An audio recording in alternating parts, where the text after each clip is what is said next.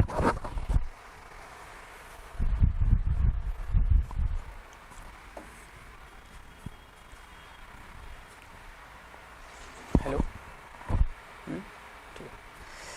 प्यारे भाइयों, नमस्कार, राधे राधे। आ जाओ भाई, एक और मास्टर क्लास हम देखने वाले हैं। मास्टर क्लास चल रहा प्रबंध का सिद्धांत, जिसमें हम लोगों ने 3 क्लास देख रखा है। 20-20 का 2 क्लास, एक 25 क्वेश्चन का क्लास हम लोगों ने देखा था। पिछले क्लास में हम लोगों ने प्रिंसिपल किस व्यक्ति ने दिया था उसके बारे में सीखा था। लगभग वही क्वेश्चन आपके रिपीटेड बार बार पेपर में आएंगे, इसीलिए मैंने ज़्यादा क्वेश्चन वहाँ से नहीं लिया। लेकिन आज का जो सेशन होने वाला है, कुछ ऐसे क्वेश्चन हैं जो टोटल प्लानिंग से लगभग क्वेश्चन है। ये हम पढ़ रहे हैं प्रबंध का सिद्धांत में एक पार्ट है जिसे हम कहते हैं फंक्शन हमने आज शुरू किया हुआ है। फंक्शन में सबसे पहले हमने क्या शुरू किया भाई? प्लानिंग शुरू किया है। ठीक है, प्लानिंग एक ऐसा टॉपिक है जहां से क्वेश्चन निकल सकता है और कई बार निकल के आया है। क्या क्वेश्चन निकलता है और क्या क्वेश्चन आपसे पूछा गया है, बस हम वही देखेंगे, फालतू की चीजें नहीं देखेंगे। ठीक है, प्लानिंग होता क्या? प्लानिंग भाई ये होता है अग्रदर्शी, मतलब कि हम ये कार्य से पहले, जब हम कार्य प्लानिंग करते हैं, सोचते हैं हमको ये करना है, तो उससे पहले हमको क्या करना पड़ता है? योजना बनाना पड़ता है। फ्यूचर में हमको ये करना है, उसी को प्लानिंग कहते हैं। जैसे आम जीवन में भी हम लोग क्या कहते हैं, कुछ ना कुछ करने के लिए पहले प्लानिंग करते हैं, तब जाके हम उस काम को करने का प्रयास करते हैं, उस काम को निष्पादित करते हैं। सेम चीज़ है बिजनेस में भी। बिजनेस में जो मैनेजमेंट का सिस्टम है, पहला काम वही है, प्लानिंग करना ही सबसे पहला काम। क्वेश्चन यहाँ से बनता है कि प्रबंध का सबसे पहला कार्य क्या है? तो वो क्या है? योजना है, नियोजन है, प्लानिंग जिसे कहते हैं। तो सबसे पहला ये क्वेश्चन बना। अब होता क्या ये होता है मेरे भाई कि जो आपका फ्यूचर में आपको करना क्या है, आपका उद्देश्य क्या है मैनेजमेंट करने का, उसके बारे में कुछ मानक डिसाइड करना, प्लानिंग करना कि हमको ये टॉपिक पर काम करना है, ऐसे नहीं ऐसे करना है, तो उससे क्या बोला जाता है? प्लानिंग बोला जाता है। आज प्लानिंग से संबंधित क्वेश्चन बहुत ज़्यादा होने वाले हैं और प्लानिंग से क्वेश्चन बस एक ही क्लास में हम सीखेंगे, क्योंकि एक ही क्लास में मैं पूरा का पूरा समझाऊंगा कि यहाँ से क्वेश्चन बनेगा। इस टॉपिक को आप पढ़िएगा और चीज़ें मैं बताते हुए भी चलूँगा। ठीक है, चलो शुरुआत करते हैं भाई। आज का पहला क्वेश्चन क्या कह रहा है, देखो पढ़िएगा, आराम से पढ़िएगा क्या कह रहा है।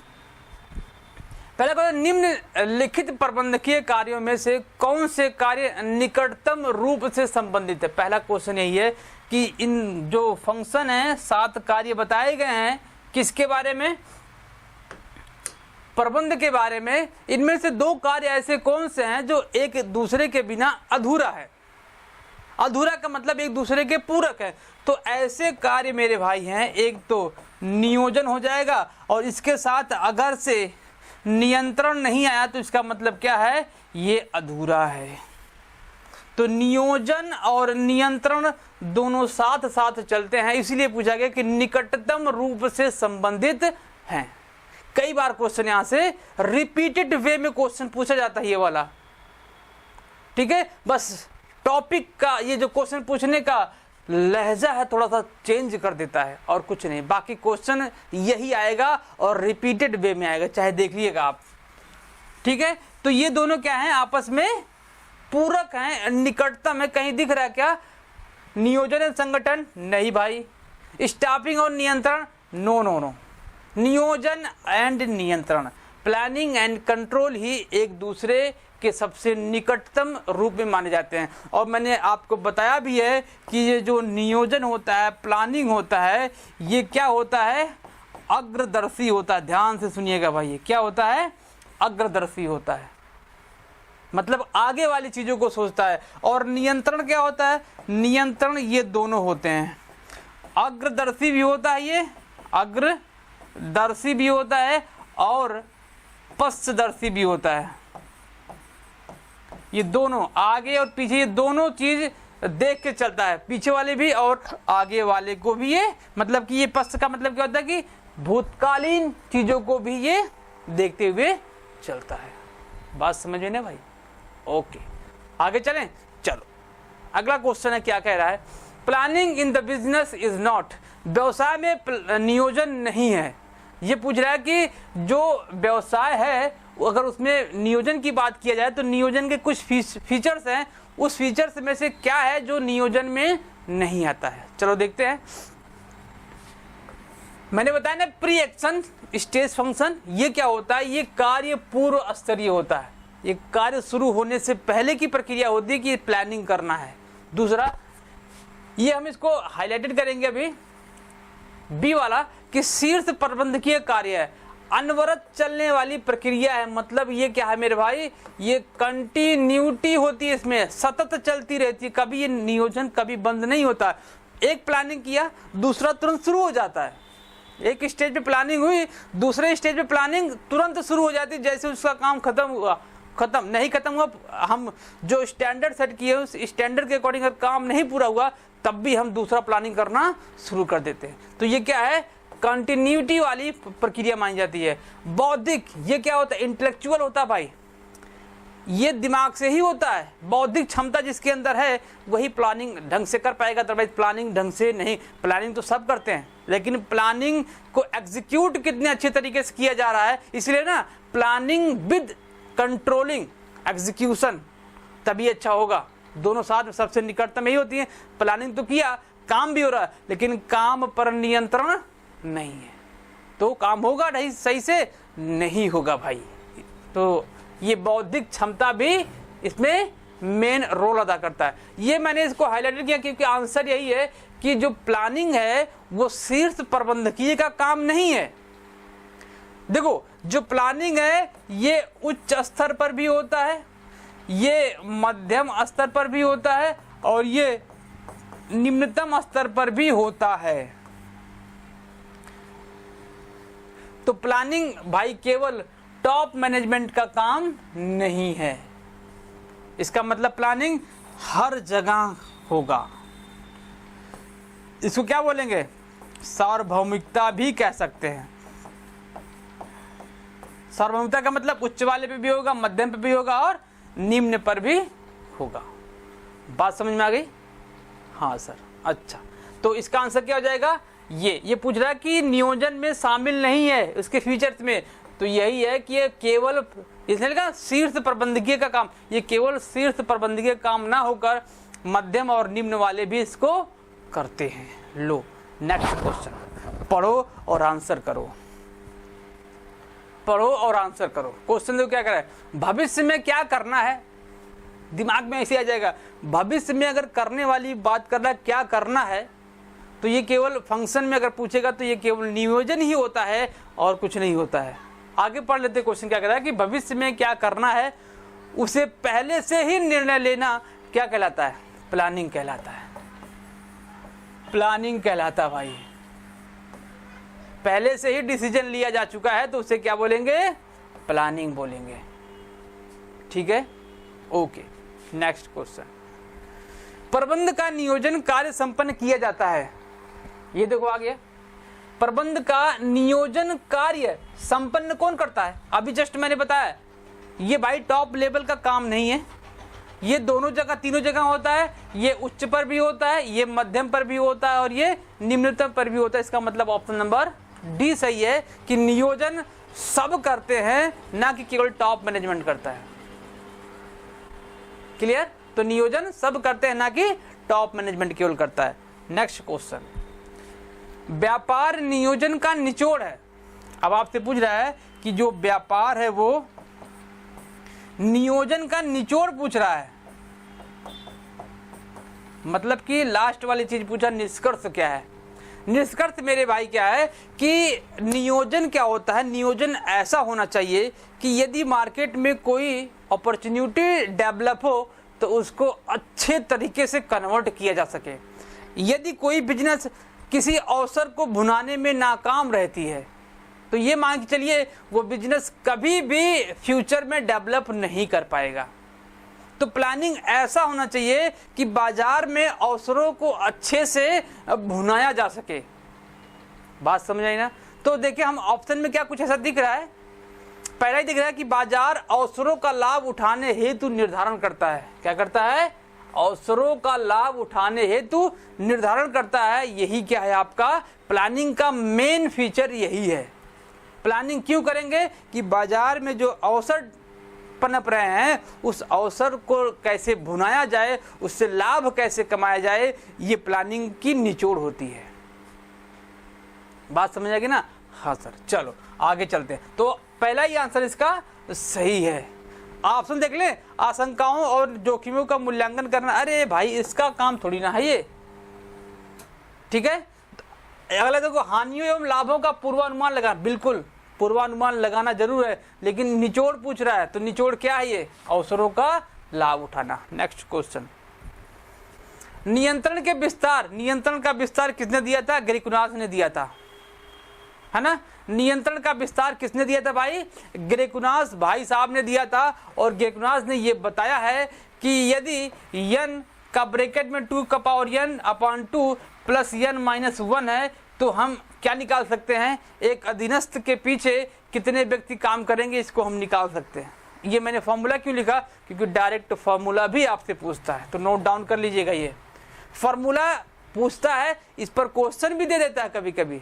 अगर पूछेगा कि किसी एक मैनेजमेंट में 2 अधीनस्थ काम करते हैं तो संख्या कितनी होगी, तो संख्या कितनी होगी?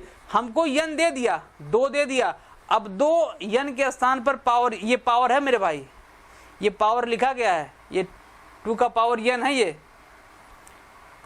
Plus n-1। अब 2 को n के स्थान पर रख दो, आंसर मिल जाएगा।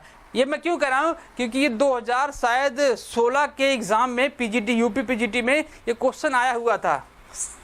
सेम है क्वेश्चन जो मैंने बताया कि संख्या 2 दिया गया था, आपसे पूछ रहा था इसका लास्ट वाला स्टेज कितना होगा।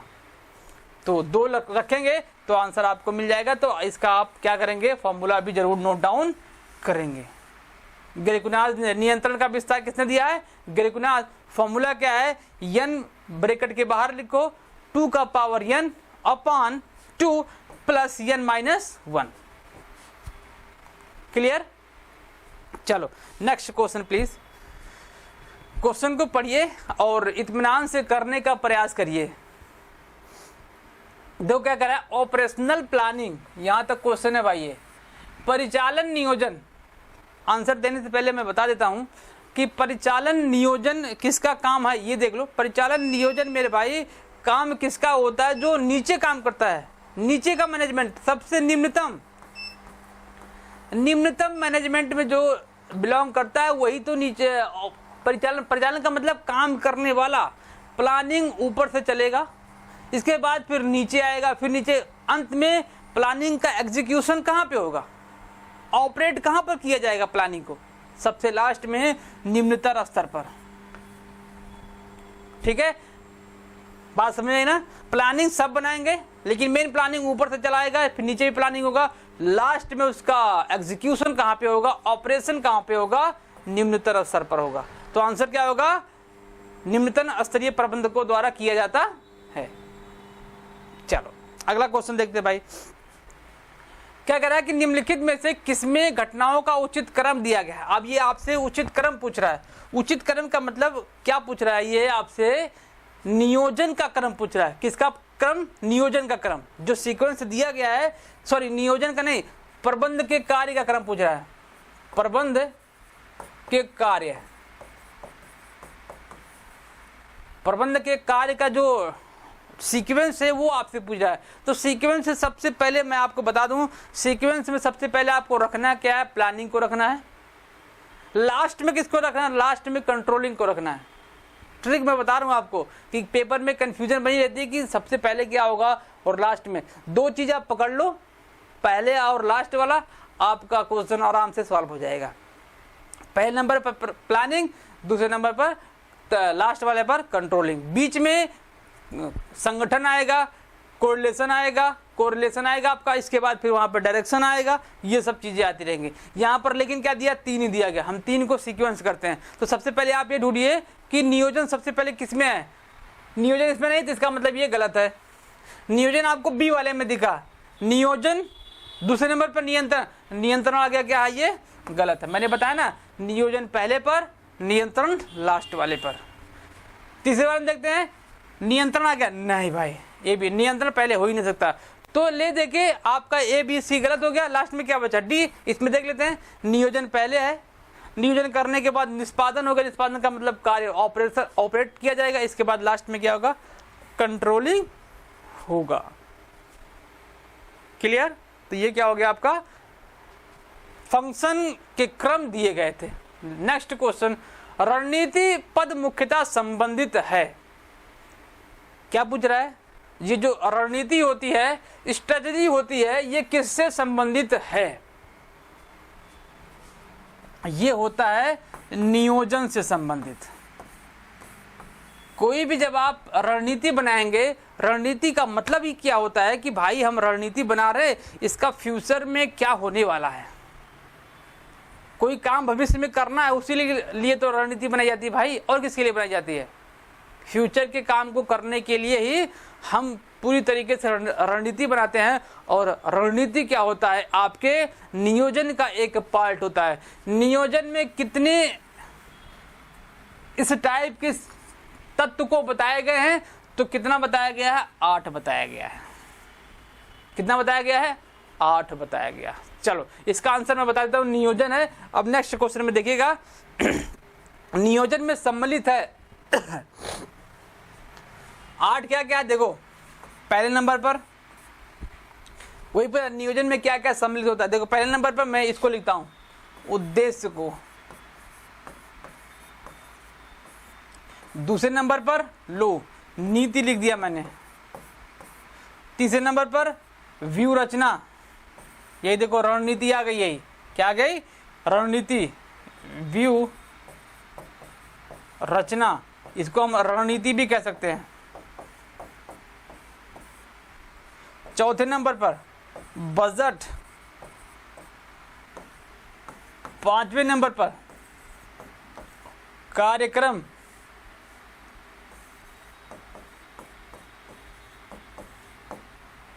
छठवें नंबर पर नीति हो गया, पद्धति, पद्धति दिया गया, आ जाओ पद्धति।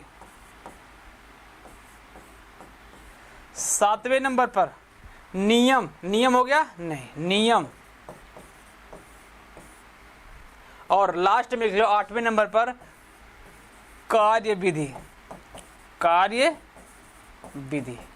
ये देखो 8, आप इसको जरूर याद कर लीजिएगा। क्यों सर, क्योंकि देखो 2 क्वेश्चन इस पर आ चुका है। अभी देखो ये पिछला क्वेश्चन, रणनीति किससे संबंधित है, प्लानिंग से। दूसरा क्वेश्चन नियोजन में क्या सम्मिलित है। अब आपको ये 8 देंगे तब आप जान पाओगे कि हाँ इसमें से ये सब शामिल, तो आंसर नंबर डी सही हो जाएगा, उपयुक्त सभी सही हैं। देख लो, ये देखो अगला क्वेश्चन देख लो। अगला क्वेश्चन में क्या करा है कि वातावरण संबंधी शक्तियों को ध्यान में रखकर निर्दिष्ट उद्देश्यों को प्राप्त करने के लिए बनाई गई योजना क्या कहलाती भाई, क्या कहलाती है, आपकी रणनीति कहलाती है। क्या कहलाती है, रणनीति। क्लियर। उसी 8 टॉपिक में से अभी देखो कितने क्वेश्चन आने वाले हैं, 3 क्वेश्चन हो गया ना उसी संबंधित। नियोजन में जो 8 टॉपिक मैंने बताया उसमें से 3 क्वेश्चन हो चुके हैं। तो किसी वातावरण को ध्यान में रखकर जब कोई प्लानिंग की जाती है तो क्या कहलाता है, वो रणनीति कहलाता है। अगला क्वेश्चन देखो, नीति निर्धारण निम्न का आवश्यक कार्य है। निम्न का किसका, नीति निर्धारण। 8 में से एक टॉपिक आया ना, नीति किसका है, नियोजन का। अगला क्वेश्चन क्या कह रहा है, बजटिंग मुख्यतः किसका अंग है, नियोजन का। अगला क्वेश्चन, अस्थायी योजना में सम्मिलित है। अस्थायी योजना भाई मेरे कार्यविधि सम्मिलित है ना। कितने सारे क्वेश्चन उसी 8 क्वेश्चन में निकल के आएगा, बस पूछने का तरीका थोड़ा सा अलग अलग होगा बस, है ना। मजे का टॉपिक नियोजन। नियोजन भाई इससे ज्यादा कुछ नहीं आएगा, नियोजन में इससे ज्यादा कुछ नहीं पूछा जाता। वो जो 8 पॉइंट दिए गए, पहली बात मैं आपको बताऊं नियोजन में पढ़ना क्या है।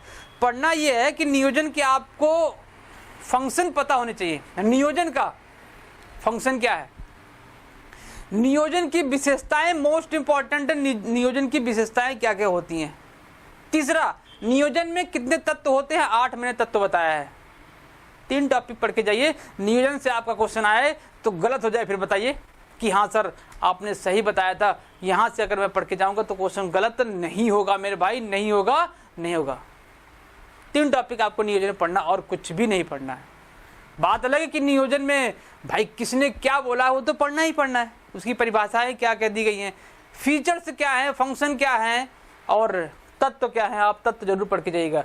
तत्व से क्वेश्चन हमेशा हर बार आपके पेपर में छपते हैं और अब की बार भी तत्व से क्वेश्चन छपने वाला है। बात समझ आई? अगला क्वेश्चन, निम्नलिखित में से कौन सा एक संगठन प्रक्रिया के लिए एक आवश्यक कदम है? ये पूछ रहा है कि जो संगठन प्रक्रिया है उसमें से कौन सा ऐसा एक तत्व है, प्रक्रिया है जो किसी भी मैनेजमेंट के लिए आवश्यक है। नियोजन के आधार की स्थापना, भाई आधार तो बनाना ही बनाना, ये पूछ रहा है कि आवश्यक कदम है। अधिकार का अंतरण, क्या अधिकार का अंतरण, संगठन की बात कर रहा है, संगठन प्रक्रिया की बात कर रहा है और किसकी बात कर रहा है कि जो भाई उसका आवश्यक कदम होता है, एसेंशियल स्टेप जो है वो कौन सा होता है? अधिकार का अंतरण। अब ये क्या होता है अधिकार का अंतरण? विकेंद्रीकरण। कितनी बार हम लोगों ने इसका एक प्योर क्लास केवल इसी पर डिपेंड था कि विकेंद्रीकृत होता क्या है। विकेंद्रीकृत मेरे भाई किसी भी प्रबंधक के द्वारा, प्रबंध के द्वारा अपने कार्यभार को थोड़ा सा कम करने के लिए अधिकारों का ट्रांसफर करना क्या कहलाता है? विकेंद्रीकृत कहलाता है। सेम वही चीजें भी है, अधिकार का डेलीगेशन, अधिकार का डेलीगेशन, प्रत्यायोजन भी से बोला जाता है, अधिकारों का प्रत्यायोजन। तो ये सबसे इंपॉर्टेंट पहलू होता है। ये क्यों ऐसा किया था? क्योंकि मैनेजमेंट को, टॉप मैनेजमेंट को करना क्या होता है? टॉप मैनेजमेंट को मेरे भाई करना ये होता है कि वो अपवाद वाले विषयों पर अपना ध्यान केंद्रित करना चाहती है। जहां पर पकड़ ढीला हो रहा हो वहां पर वो पकड़ मजबूत करने का प्रयास करती है। क्लियर? तो ये क्या है? बहुत ही मोस्ट इंपॉर्टेंट पहलू माना जाता है संगठन प्रक्रिया के लिए। नेक्स्ट क्वेश्चन, किसी संगठन के भीतर कार्य इकाइयों या समूहों के संगठन के माध्यम से श्रम विभाजन। अगर संगठन के, किसी संगठन के भीतर की बात करता है, किसी पर्टिकुलर समूह की बात करता है ना, समूहों की, इकाइयों या समूहों की बात करता है, तो वो हॉरिजॉन्टल होता है। क्या होता है? हॉरिजॉन्टल, क्षैतिज होता है। लेकिन अगर से पूरे संगठन की बात करता है और संगठन में समूह की बात ना, किसी एक पर्टिकुलर संगठन की बात ना करके करता, तो वर्टिकल हो जाता है। क्या जाता है? वर्टिकल हो जाता है। क्लियर? तो ये क्या है आपका यहाँ पर? हॉरिजॉन्टल का ऑप्शन सही होगा कि किसी संगठन के भीतर की बात करेगा और इकाइयों के समूहों के गठन के माध्यम से श्रम का विभाजन किया जाएगा। किसी एक पर्टिकुलर, ये इसका सेंस निकल रहा है, किसी एक पर्टिकुलर समूह की बात कर रहा है ये, ना कि अलग अलग समूह की बात कर रहा है, ना कि अलग अलग डिपार्टमेंट की बात कर रहा है। ठीक है? तो डाउनवर्ड टू अपवर्ड अगर बात करेगा तो क्या हो जाएगा? वर्टिकल हो जाएगा, ध्यान रखिएगा। ठीक है? टॉप लेवल से नीचे कर जाएंगे तो क्या हो जाएगा? वर्टिकल हो जाएगा। लेकिन अगर से मध्यम, जो मिड वाले संगठन है, केवल उसमें श्रम का विभाजन किया जाए, डिस्ट्रीब्यूट किया जाए, तो वो क्या कहलाएगा? आपका हॉरिजॉन्टल कहलाएगा। नेक्स्ट क्वेश्चन प्लीज, अधिकांश संगठनों के लिए प्रमुख लक्ष्य क्या होता है? कितनी बार क्वेश्चन निकल के आया है ये, इंपॉर्टेंट। वैसे तो जितने भी क्वेश्चन कराए जा रहे हैं सारे के सारे इंपॉर्टेंट हैं, लेकिन कुछ क्वेश्चन कुछ ज़्यादा ही इंपॉर्टेंट माने जाते हैं। ये क्वेश्चन ज़्यादा इंपॉर्टेंट है, क्यों? क्योंकि थोड़ा सा लंबा क्वेश्चन हो जाता है और लंबे क्वेश्चन का डिमांड बहुत ज़्यादा हो रहा है आजकल। ये पूछ रहा है कि किसी भी संगठन का जो प्राथमिक गोल होता है वो क्या होता है? पहला गोल सामाजिक लक्ष्यों को प्राप्त करना। दूसरा, उत्पादन जो होता है हमारा, उत्पादन मेन क्या होता है गोल? उत्पादित माल को क्या करना? सही तरीके से डेवलप करना, मार्केट में उसको सेल करना। उत्पादन मेन लक्ष्य होता है। इसके बाद प्रणाली क्या बनाई गई है? उस उत्पादन को उत्पादित करने के लिए, सामाजिक लक्ष्यों को प्राप्त करने के लिए क्या टेक्निक, प्रणाली बनाई गई है, वो इंपॉर्टेंट है। तो क्या है, कहीं सामाजिक निजी की बात तो करेगा ही नहीं। अगर संगठन की बात करेगा, संगठन प्रक्रिया का जो मेन मोटिव होता है, तो वहां पर अगर निजी शब्द जोड़े, इसका मतलब क्या है? गलत है, पर्सनल नहीं होगा। सामाजिक उत्पादन प्रणाली, बी वाला ऑप्शन सही है, याद कर लीजिएगा। सोशल आउटपुट एंड सिस्टम्स, सामाजिक उत्पादन प्रणाली किसी भी अधिकांश संगठनों को, जो किसी भी संगठन का अधिकांश संगठनों का परम लक्ष्य यही होता है, जो बी वाले सेक्शन में है। ठीक है, निजी शब्द आते ही ऑप्शन गलत हो जाएगा।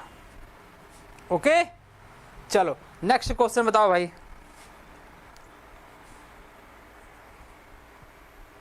क्या है नेक्स्ट क्वेश्चन? लोकतांत्रिक संगठन का उच्चतम प्रारूप। भाई जो लोकतांत्रिक समिति होती है वो कौन सी, जो लोकतांत्रिक संगठन होती है मोस्टली किसको माना जाता है? समिति को माना जाता है। समिति एक ऐसा संगठन है जो लोकतांत्रिक होती है। लोकतांत्रिक का मतलब यहाँ पर होता है कि नीचे के कर्मचारियों के बात को भी सुनना और सुनकर उसको अप्लीकेबल भी किया जाना और उनके बातों को अच्छे तरीके से मैनेजमेंट में अप्लाई भी करना। सबसे बड़ी बात है कि उनकी बात को सुनना सबसे बड़ी बात है, इसीलिए इसको, इस समिति को माना जाता है कि सबसे लोकतांत्रिक अगर कोई पद्धति है तो समिति है। बात समझेगा? तो समिति ही क्या है? एक सबसे लोकतांत्रिक पद्धति माना जाता है। नेक्स्ट, जो संगठन अनुकूल बनने और परिवर्तन की क्षमता विकसित, जो संगठन अनुकूल बनने और परिवर्तन की क्षमता विकसित कर लेती है उसे क्या कहते हैं? आप बताओ। अभी आप क्या हैं? विद्यार्थी हैं। आप खुद ब खुद चीजें अपने आप सीख रहे हैं तो शिक्षार्थी तो कहे। जो चीजें खुद सीखी जाती हैं वो शिक्षार्थी तो होता है, विद्यार्थी ही तो होता है। तो यहाँ पर वही बात कर रहा है कि जो संगठन अनुकूल बनने के लिए, मतलब कि अनुकूल बनने के लिए जो फेवरेबल होता है उसके अकॉर्डिंग अपने आप को मैनेज कर ले, परिवर्तन कर ले, चीजों को टफ है तो उसको सरल बना दे, लोगों को समझ में नहीं आ रहा तो उसको क्या कर दे? सरल बना दे। चीजें समझ में नहीं आ रही तो उसको क्या कर दे? मैनिपुलेट करके उसको सरल बना दे। उसे क्या बोलते हैं? लर्निंग ऑर्गेनाइजेशन, शिक्षार्थी संगठन बोला जाता है। ठीक है, बात समझ में आ गई ना? चलो नेक्स्ट क्वेश्चन, रेखा और कर्मचारी संगठन सबसे उपयुक्त होता है भैया, ये होता है सबसे लंबे पर। रेखा वहीं पर एप्लीकेबल होगा जहां पर लार्ज स्केल पर काम होता होगा, कोई उपक्रम बहुत लंबा होगा वहीं पर। समिति वहां पर नहीं चल पाएगा। सबसे बड़ी बात, समिति का जो कार्यक्रम होता, संगठन होता, प्रारूप होता है, वो लंबे स्केल पर काम नहीं कर पाएगा। लंबे स्केल पर रेखा एंड स्टाफ वाले ही काम कर पाते हैं, क्योंकि वहां से ऊपर से चलेंगे नीचे तक जाएंगे। ये सिस्टम रेखीय पद्धति को ही माना जाता है। और इस रेखा एंड कर्मचारी संगठन में क्वेश्चन एक बनता है कि रेखा एंड स्टाफ सिस्टम में, स्टाफ सिस्टम का काम क्या होता है? क्या होता है? केवल सलाह देने का होता है और कुछ नहीं होता है। ठीक है, अगला क्वेश्चन, एक संगठन संरचना जिसमें स्वामित्व व प्रबंधन को अलग अलग किया जाता है। एक क्या किया जाता है? अलग अलग। जो स्वामित्व होता है और प्रबंधन, स्वामित्व और प्रबंधन क्या होते हैं? अलग अलग माने जाते हैं। एक कंसेप्ट भी हम लोगों ने पढ़ा ना, एंटिटी सिस्टम। पढ़े कि नहीं पढ़े भाई? अकाउंटिंग में हम लोगों ने क्या पढ़ रखा है? Entity system. पृथक व्यक्तित्व की अवधारणा पढ़ाया गया है। उसमें बताया गया है किसी भी कंपनी में व्यवसाय और व्यवसाय का जो स्वामी है दोनों क्या होते हैं? अलग अलग होते हैं। कहाँ सब क्या शब्द बताया गया? कंपनी। तो ऑप्शन क्या है? कंपनी। ये सोल प्रोप्राइटर पार्टनरशिप में ऐसे कोई रूल नहीं बताया गया। ये जो कह रहा है ना, ये कंपनी एक्ट की बात कर रहा है ये, और अकाउंटिंग स्टैंडर्ड की बात कर रहा है, सॉरी अकाउंटिंग प्रिंसिपल की बात कर रहा है, कन्वेंशन की बात कर रहा है, एंटिटी सिस्टम। ठीक है, क्लियर? तो ये क्या है? आपका कंपनी है। नेक्स्ट क्वेश्चन, किसी व्यक्ति का विवरणात्मक विचार जो वह किसी चीज के प्रति रखता है। ये कह रहा है विवरणात्मक, कह रहा भाई जो किसी चीज के प्रति रखा गया है, एकदम ब्रीफ तरीके से किसी टॉपिक के बारे में उसके माइंड में कुछ चल रहा है तो उसको धारणा बोलते हैं। क्या बोलते हैं? धारणा बोलते हैं। एटीट्यूड नहीं बोला, एटीट्यूड कुछ समय के लिए आता है, ये पूरा ब्रीफ नहीं करता है। ब्रीफ की तो बात कर रहा हूँ भाई, डिस्क्रिप्टिव की बात कर रहा, सॉरी डिस्क्रिप्टिव की बात कर रहा है। ब्रीफ की बात इमोशनल और एटीट्यूड वाले सिस्टम में आते हैं। डिस्क्रिप्टिव किस में आएगा? धारणा में आएगा। बिलीफ जिसे बोलते हैं, धारणा, बिलीफ बोला जाता है। ठीक है, चलो तो आप इसको भी ध्यान रखिएगा। ऐसी संगठन संरचना जो कार्यनीति, संरचना और प्रबंधन, अब देखिए जो संगठन संरचना की बात करें, स्ट्रक्चर की बात करेगा, वहां पर अगर कार्यनीति और संरचना और प्रबंधन प्रक्रिया की बात करेगा तो कोई चैन ही होगा। क्या होगा? चैन। चैन का मतलब नेटवर्क से लिया गया है। क्या है? नेटवर्क ऑर्गेनाइजेशन से लिया जाता है। अनूठा संयोजन नेटवर्क ही कहलाता है, नेटवर्क ऑर्गेनाइजेशन कहलाता है। मुक्त स्वरूप में ये सिस्टम आएगा नहीं भाई, कार्यनीति बनाएगी, उसकी संरचना कुछ होगा तो मुक्त सिस्टम में आएगा। क्या? मुक्त सिस्टम में लोग जैसे पाएंगे वैसे काम करना शुरू करेंगे, ऐसा तो वहां बनेगा नहीं। वर्चुअल वाले में तो बिल्कुल नहीं बनता मेरे भाई, नो। किसे बनेगा? नेटवर्क ऑर्गेनाइजेशन में ही ये सब सिस्टम क्या बनाया जाएगा? स्ट्रक्चर बनाया जाएगा, उसकी कार्यनीति बनाई जाएगी और एक सीक्वेंटली प्रोसेस वे में काम होगा, तो उसे क्या बोलते हैं? नेटवर्क बोलते हैं। क्लियर? नेक्स्ट क्वेश्चन, निम्नलिखित में से कौन सा संगठन का प्राचीनतम रूप है? सबसे पुराना और सबसे लंबा रेखीय संगठन माना जाता है। सबसे पहला अगर कोई संगठन आया था तो यही आया था, रेखीय। ठीक है, और रेखीय भी हम लोगों ने पढ़ा। रेखीय कहां पर यूज होता है? लार्ज स्केल पर यूज होता है। ये छोटे जगह पर इसका यूज करना मतलब कि समय की बर्बादी करना है और कुछ नहीं है। छोटे जगह पर है ना समिति। ठीक है, ओके। लास्ट क्वेश्चन देखते हैं क्या कह रहा है कि मैट्रिक्स संगठन संरचना निश्चित रूप से किस सिद्धांत पर आधारित है? भाई ये देख लो, हम लोग सिद्धांत का अतिक्रमण करता है, आधारित नहीं, सिद्धांत का अतिक्रमण करता है। ये पिछले सेशन में भी शायद क्वेश्चन आया था, ये पिछले क्वेश्चन में भी क्वेश्चन आया था, ये पिछले सेशन में भी क्वेश्चन आया था। ये आदेश की एकता का अतिक्रमण करता है। तो ये सारे क्वेश्चन थे आपके लिए। ठीक है, 25 के 25 क्वेश्चन। इसमें हम लोगों ने क्या देखा? नियोजन से क्वेश्चन क्या बन सकता है उसको हमने देखा, बस वे अलग होगा, पूछने का तरीका अलग होगा। संगठन पर भी हम लोगों ने चर्चा किया। कल का सेशन फिर से नियोजन का कुछ क्वेश्चन और संगठन का कुछ क्वेश्चन पूरी तरीके से डिपेंड होगा इसी दोनों टॉपिक पर। और जो क्वेश्चन थोड़ा सा बनने के चांसेस होंगे इसी सेशन में लेकर यहाँ से क्वेश्चन, और इस टॉपिक को करेंगे खत्म। इसके बाद नेक्स्ट टॉपिक पे पढ़ेंगे इसका अगला कार्य क्या क्या है। समन्वय हो गया, अभिप्रेरणा हो गया, आपका लास्ट में नियंत्रण हो गया। ये सब टॉपिक हम पढ़ते रहेंगे। मतलब कि प्रबंध के सिद्धांत से 2-3 क्लास और होने वाले। इसके बाद हम शुरू करेंगे अकाउंटिंग। अकाउंटिंग क्यों सर? क्योंकि अकाउंटिंग ही एक ऐसा टॉपिक है जो किसी भी स्टूडेंट को बाहर कर देता है और किसी स्टूडेंट को अंदर कर देता है। बाहर का मतलब कि आप वैकेंसी से बाहर हो जाएंगे यदि आपका अकाउंटिंग वाला पोर्शन सही रूप से आपका तैयार नहीं है। अकाउंटिंग का मतलब मैं आपको बताऊं अकाउंटिंग में क्या क्या आएगा आपका। पीजीटी के एग्जाम में बात कर रहा हूं मैं, लगभग चीज़ें 90% टीजीटी में भी आएंगी। सबसे पहला फाइनेंशियल अकाउंटिंग। फाइनेंशियल अकाउंटिंग में मेरे भाई मोस्ट इंपॉर्टेंट टॉपिक आपका जो बेसिक है। बेसिक में क्या क्या है? अकाउंटिंग क्या है, इसके फीचर्स क्या हैं, दोहरा लेखा प्रणाली क्या है, journal entry, ledger, trial balance and final account, ये बेसिक माने जाते हैं। आप ये सोच रहे हैं अरे सर यहाँ से क्वेश्चन आएगा हम कर लेंगे, बिल्कुल कर लेंगे, मुझे पता आप लोग कर लोगे। लेकिन आज का समय जो हो गया है क्वेश्चन पूछने का तरीका चेंज हो गया। मैं आपको तरीका बताऊंगा कि क्वेश्चन आज के समय पूछा कैसे जा रहा है, उसके साथ कॉन्सेप्ट को भी मैं लेके चलूंगा।